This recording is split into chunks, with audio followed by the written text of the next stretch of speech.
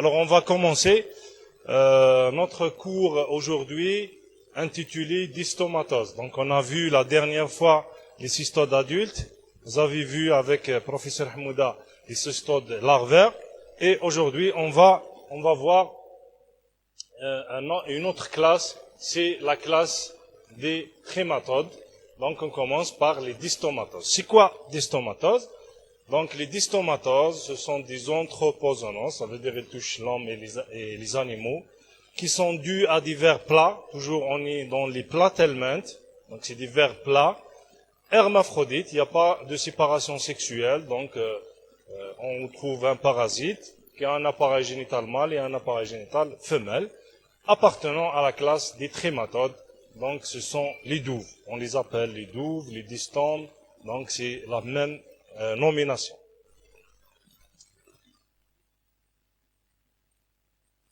Donc généralement la contamination de l'homme se fait par voie orale, donc pour les douves la contamination humaine se fait par voie orale, et généralement la symptomatologie est digestive. Mais il y a d'autres douves dans d'autres localisations. Alors, pour le diagnostic, généralement, il est orienté par la biologie. Généralement, il y a une hyperiosinophilie, c'est très caractéristique. Quand on retrouve une hyperiosinophilie, donc là, le clinicien, il suspecte la dystomatose. Donc, c'est en premier lieu. Malgré que la plupart des éléments, elles provoquent chez l'homme une hyperiosinophilie. Mais lorsqu'on retrouve une hyperiosinophilie importante, là, le clinicien, il doit penser à une dystomatose. Parce que, malgré qu'elle n'est pas fréquente, mais lorsqu'on retrouve l'hyperiosinophilie, il faut y penser. Pour la classification des dystomatoses, donc ils sont classés selon la localisation. Donc il y a des dystomatoses hépatiques, il y a des dystomatoses pulmonaires et des dystomatoses intestinales. Donc pour les dystomatoses hépatiques, c'est les plus fréquentes, et parmi elles, la plus fréquente, la plus fréquente, il y a Fasciola hepatica. Donc Fasciola hepatica, c'est une parasitose très fréquente au niveau du foie. Pour le reste des dystomatoses hépatiques, on retrouve Fasciola gigantica, Clonorchis sinensis et Dicrocilium dendriticum. Pour les dystomatoses pulmonaires, on les appelle aussi les paragonimoses, et il y a le parasite Paragonimus westermani qui est le plus fréquent. Pour les parasitoses, ils sont moins fréquentes. Les dystomatoses intestinales, on retrouve le plus grand parasite, Fasciolopsis busqué, et la plus petite douve, c'est l'Heterophies heterophies. On commence par les dystomatoses hépatiques. Alors, les dystomatoses hépatobiliaires ou hépatiques, donc la plus fréquente, c'est la Fasciola hepatica. Donc c'est la dystomatose à Fasciola hepatica. On peut l'appeler aussi la fasciolose, donc c'est la même chose, qui est due à un ver aplati dorsoventralement, comme vous voyez dans les images. Donc c'est un ver aplati. Il n'est pas segmenté, le corps il n'est pas segmenté, il mesure généralement 3 cm, donc c'est assez grand, on peut le voir à l'œil nu, et généralement la forme du corps du Fasciola hepatica, le corps il est large en avant, et il va en diminuant progressivement de taille jusqu'à l'extrémité postérieure. L'hôte intermédiaire de Fasciola hepatica, ce sont les ovins et les bovins, et généralement la durée de vie de Fasciola hepatica elle est de 10 ans. L'hôte intermédiaire, donc l'hôte intermédiaire obligatoire, donc le Fasciola hepatica, elle nécessite un passage obligatoire par cette hôte intermédiaire. Donc c'est la limnie. La limnie que vous voyez ici, كاينين نورمالمون لا ليمني هذه كاينه في الجزائر كاينه في باتنا كاين بارتو هذه بوجغللو هذا شوفوه كامل شفتوه دونك سي لوت انترميديير كاينين اللي ياكلوا لي زيسكارغو les gens de l'Ouest, les gens de... il y a des gens qui consomment les escargots, les mollusques. Donc c'est un petit mollusque de 7 à 8 mm à coque enroulée en spirale.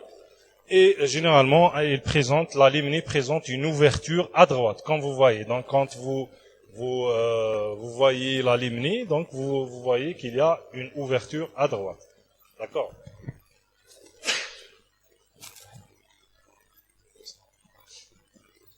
Et généralement, l'infestation de la limnée se fait principalement au début de l'été. Le deuxième hôte intermédiaire obligatoire aussi, donc c'est les plantes semi-aquatiques, c'est surtout les végétaux sauvages qui se retrouvent dans les ruisseaux, dans les rivières, et généralement les crissons sauvages, ce sont les deuxièmes hôtes intermédiaires. Donc, comme vous voyez dans l'image, les salades sauvages, là, le parasite, il vient se fixer sur cette plante, il va s'enquister pour constituer la forme infestante. Le méracidium, c'est une forme de parasite qui est capable de nager dans l'eau pour aller à la rencontre de son hôte intermédiaire, qui est la limnée. Donc là, c'est le méracidium qui nage dans l'eau pour pénétrer à l'intérieur du mollusque ou bien de l'escargot, donc de son hôte intermédiaire. La deuxième forme du parasite, c'est les cercaires. Donc, ce sont des formes qui sont pourvues d'une queue, comme vous voyez dans l'image, et elles sont capables de nager dans l'eau pour à la recherche des végétaux semi-aquatiques, pour se fixer sur les végétaux semi-aquatiques, surtout les cressons, et elle va s'enquister, elle va se transformer en une forme enquistée. C'est les métacercaires, c'est la forme qui infeste l'homme. Réservoir du parasite. Le réservoir du parasite est constitué par les animaux, donc les bovins, les ovins, donc c'est pourquoi on parle d'une anthropozoonose.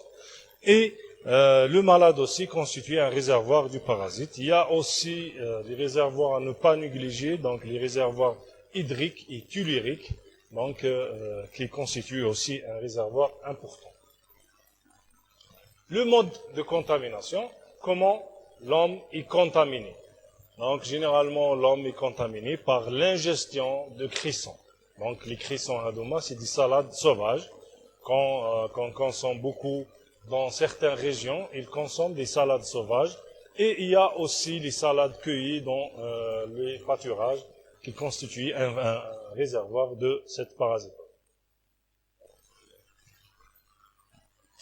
Le cycle évolutif de Fasciola hepatica, généralement, comme je vous avais dit, les adultes de Fasciola hepatica, ils vivent dans le foie, donc dans les voies biliaires, les adultes. Donc, arrivé à maturité, l'adulte va émettre les œufs au niveau des canaux biliaires. Ensuite, ils vont gagner les intestins, ils vont être éliminés à l'extérieur avec les selles.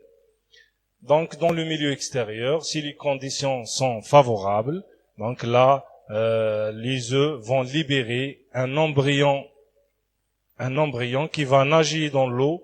Donc, c'est le méracidium. Il va nager dans l'eau à la recherche de son premier hôte intermédiaire, qui est la limnée, le mollusque appelé limnée. Donc, le méracidium, il va pénétrer à l'intérieur du corps de la limnée et il va subir des multiplications importantes, donc des transformations importantes. Il va donner des ridés de première et de deuxième génération et ces ridés vont libérer des cercaires. Donc les cercaires, ils vont quitter le corps de la limnée, ils vont nager dans l'eau à la recherche de son deuxième hôte intermédiaire qui est les crissons. Donc, les cercaires vont se fixer sur les crissons, ils vont s'enquister et ils vont donner des formes infestantes. Ce sont des métacercaires qui vont se fixer sur les crissons et généralement, l'homme, il s'infeste en consommant des salades sauvages ou bien les crissons qui contiennent le les métacercaires, qui sont les formes infestantes, et arrivé au niveau de l'estomac de l'homme, là, les métacercaires vont libérer des petites distomules qui vont traverser la paroi intestinale, ils vont gagner le foie pour se transformer généralement en adulte, fasciola hepatica adulte au bout de 3 mois. Et le cycle recommence.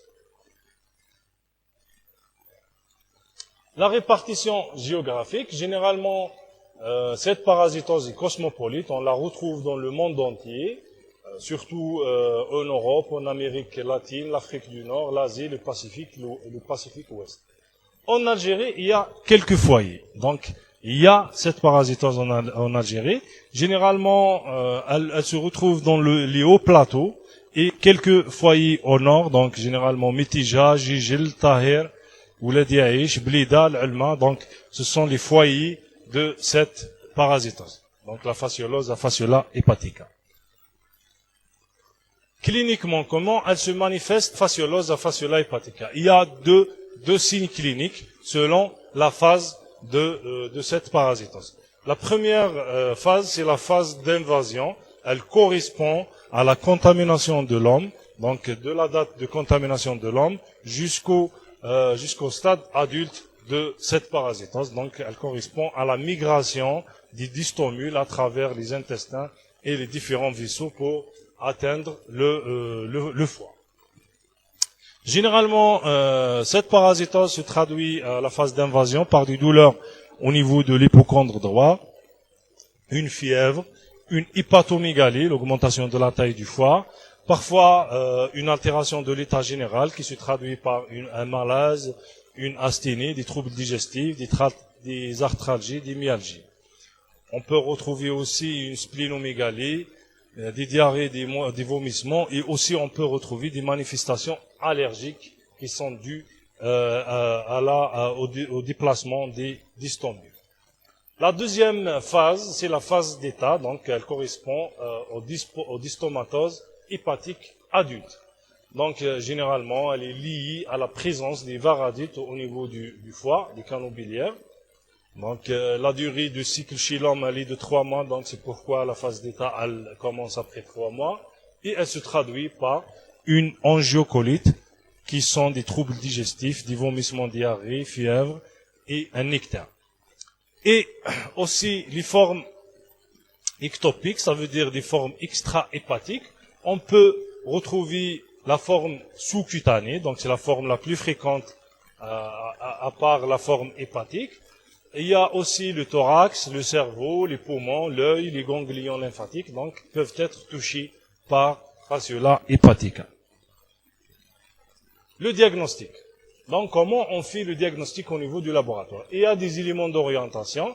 Donc, la première des choses, donc, le clinicien, il fait une FNS. Il va trouver une hyperéosinophilie. Généralement, pendant la distomatose ou bien la fasciolose, l'hyperéosinophilie, elle est très importante. Donc, l'hyperéosinophilie, et il y a une règle, lorsqu'on retrouve une hyperéosinophilie, il s'agit bien de 2 parasitoses, il peut s'agir de distomatose ou bien trichinellose, qui sont cliniquement différentes.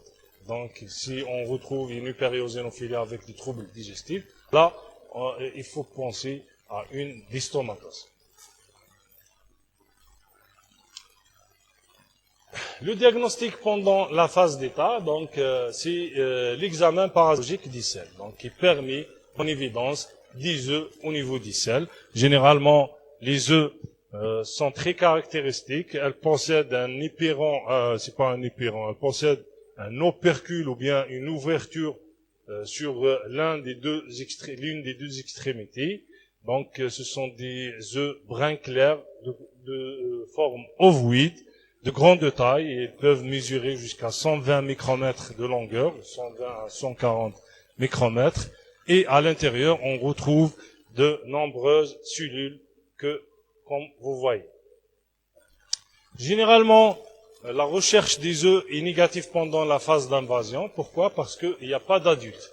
Donc la phase d'invasion correspond au passage des distomules à travers les vaisseaux et les intestins. Donc il n'y a pas d'adultes, on ne retrouve pas des œufs.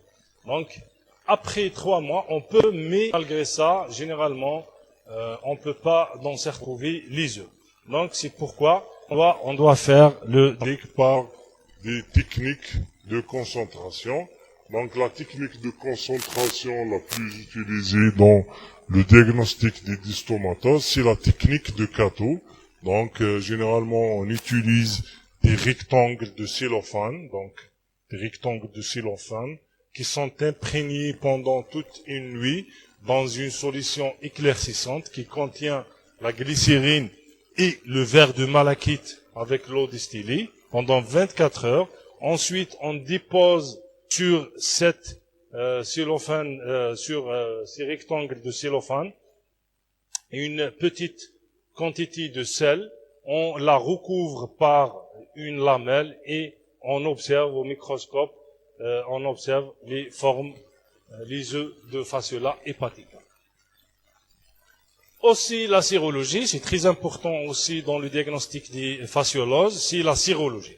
La sérologie, anciennement, on utilisait l'IFI, l'immunofluorescence indirecte, qui utilise des coupes de Fasciola hepatica,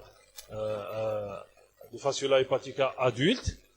Mais actuellement, on utilise beaucoup plus la technique ELISA, généralement qui utilise un antigène somatique purifié de Fasciola hepatica.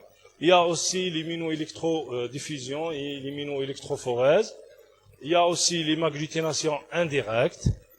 Il y a le Western blot qui permet la mise en évidence de l'antigène de Fasciola hepatica.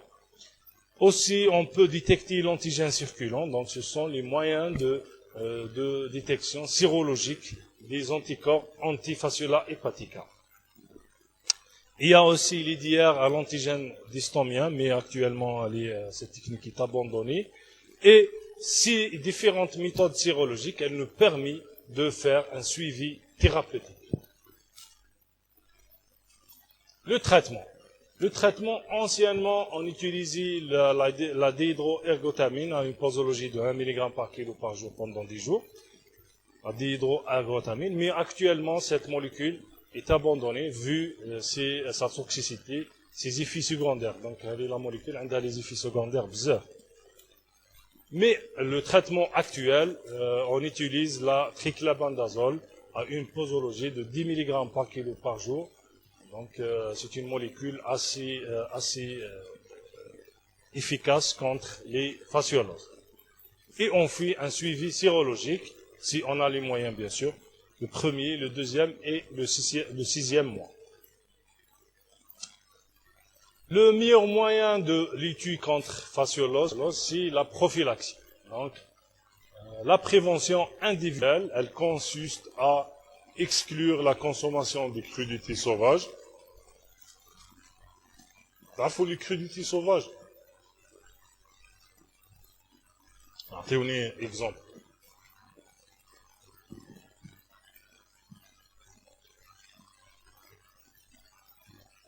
Jamais كليتو الكريديتي سوفاج سي تاكلوهم كريديتي سوفاج هما لي سالاد سوفاج تلفاف جامي كليتو كاين اللي كلاوه كاين تلفاف سي ابوبري بون انا عطيتكم التلفاف هذا ابوبري لا ميم شوز مي سي با dans notre cas parce que التلفاف هذا c'est pas une plante semi-aquatique. Les cressons, c'est des plantes semi-nilgahum في الماء. ينبتوا في الماء, mais c'est des salades sauvages. D'accord. Tilfef, c'est à peu près, c'est une salade sauvage, comme on consomme à l'extérieur. Donc, comment faire la destruction des métacercaires, des formes infestantes pour l'homme? Donc, seule la cuisson à plus de 50 degrés permet de détruire les métacercaires qui restent résistants au vinaigre, à la dessiccation, les moutardes, à l'eau de javel et au permanganate. Donc c'est difficile de lutter contre cette parasitose parce que généralement on cuit pas les salades, on bouche les salades et l'eau de javel, le vinaigre donc ne tue pas les métacercaires. Mais le lavage répété des salades permet d'éliminer les parasites fixés sur les feuilles. Donc, il faut bien laver les salades. La prophylaxie collective, donc généralement l'éducation sanitaire. Donc, quand les gens savent c'est quoi une fasciolose, surtout dans les régions endémiques, ils peuvent y éviter cette parasitose. Et aussi, il faut faire des surveillances sanitaires dans des crissonnières industrielles.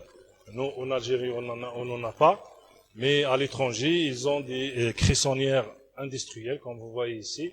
Les industries, les préparés ou les salades, dans des boîtes. Donc, il faut contrôler ces industries. Et aussi, il faut contrôler le système d'irrigation pour éviter la contamination des hommes à partir de l'homme ou bien des animaux. Les autres dystomatoses, donc nous allons les voir brièvement, c'est pas détaillé, mais la plus importante c'est la dystomatose hépatica, fasciola hepatica, et il y a aussi les dystomatoses pulmonaires, elles sont importantes aussi. Donc les dystomatoses hépatiques, les autres matoses hépatiques, il y a les dystomatoses à fasciola gigantica. Donc elle est très proche de fasciola hepatica, mais de grande taille, donc elle peut aller jusqu'à 7 cm. Généralement, c'est une parasitose de l'Extrême-Orient. L'hôte définitif, c'est toujours les ovins et les bovins, et les caprins aussi, et l'homme aussi est peut-être touché.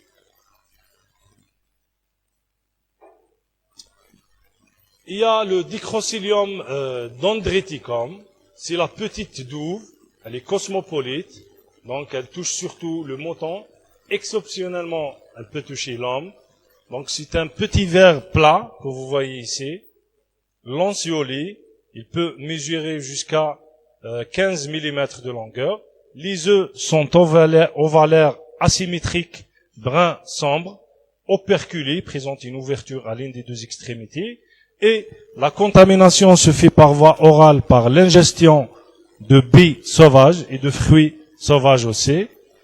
Elle donne des troubles digestifs et des troubles neurologiques, à savoir aussi une fièvre et une asthénie. Le diagnostic se fait par l'examen parasitologique des selles à la recherche des œufs. Le diagnostic est assez facile. Il y a aussi les opistorchias, qui sont des parasitoses hépatiques. Donc, et parmi les opistorchias, on regroupe trois parasitoses. Il y a Clonorchis sinensis, c'est la douve de Chine. Il y a Opistorchis filinus et Opistorchis viverrini, donc qui sont des parasites du chien et du chat. Généralement, Clonorchis sinensis, c'est un, comme vous voyez ici, lanciolé, qui mesure jusqu'à 25 mm de longueur. Les œufs sont operculés à l'une des deux extrémités. Donc, elle mesure de 30 micromètres de longueur. Et, généralement, cette parasitose se retrouve au niveau, en Asie. Cliniquement, les opistorchias se traduisent par une fièvre, œdème, des adénopathies, des myalgies, des arthralgies, des urticaires, une hyperiosinophilie. Toujours l'hyperiosinophilie, elle est présente dans les dystomatoses. Parmi les complications des opistorchias, on retrouve les cholangites et les cholangiocarcinomes du foie, donc le cancer du foie, les pancréatites et les cirrhoses. Le diagnostic se fait par la mésonévidence des œufs dans les selles et dans le liquide duodénal. Deuxième dystomatose, c'est les dystomatoses pulmonaires, ou bien les paragonimoses. Pourquoi paragonimoses? Parce que le parasite responsable des dystomatoses pulmonaires, c'est le Paragonimus westermani, qui est un parasite normalement du chien et du chat et du porc, qui mesure de 8 à 16 micromètres de longueur et présente des œufs qui sont ovalaires, et elle présente un opercule au niveau de la partie polaire. Le cycle évolutif des paragonimoses, donc les œufs éclosent et libèrent le myracidium, qui contamine le premier hôte intermédiaire, qui est un mollusque. Dans le mollusque, le myracidium va se transformer en sporocyste, ensuite en rédis de première et de deuxième génération. C'est à peu près la même chose comme Fasciola hepatica. Mais les rédis vont donner les cercaires. Les cercaires vont parasiter le deuxième hôte intermédiaire qui est un écrevisse, comme vous voyez ici. Donc, c'est des écrevisses, les crevettes ou bien les crabes de l'eau douce. Donc, qui va s'enquister à l'intérieur de cette deuxième hôte intermédiaire.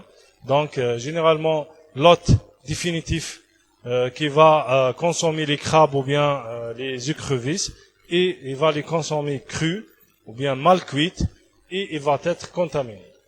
Et généralement, les distomules vont traverser la paroi intestinale, ils vont traverser le diaphragme, ils vont gagner la plèvre, ensuite les poumons. Donc c'est pourquoi on parle d'une distomatose pulmonaire. Ce qui donne chez l'homme des symptômes pulmonaires, à savoir une toux, des expectorations noirâtres qui signent la présence d'un saignement à l'intérieur du poumon, ou bien brunâtre, des hémoptysies, donc des hémoptytiformes. Donc c'est la présence du sang au niveau de la toux. Et une dyspnée. On peut retrouver aussi des paragonymoses extrapulmonaires, et il y a des paragonymoses cérébrales, abdominales, sous-cutanées. Le diagnostic des paragonymoses se fait par la mise en évidence des œufs au niveau des expectorations, au niveau des selles et au niveau des épanchements pleurales. Le traitement, c'est le praziquantel. En dernier lieu, c'est les dystomatoses intestinales. Donc, c'est des dystomatoses qui sont fréquentes, surtout en Asie et en Égypte. Il y a plusieurs espèces qui touchent les intestins de l'homme. Les plus fréquemment rencontrées, il y a le Phaseolipsus busci, Metagonymus yokogawai et l'Heterophius heterophius, qui est la plus petite douve qui peut toucher l'homme. Elle donne chez l'homme des troubles digestifs, une altération de l'état général, parfois. Et le traitement, c'est la trédimine. C'est comme le traitement des cystodes adultes. Voilà, je vous remercie pour votre attention. Si vous avez des questions, n'hésitez pas.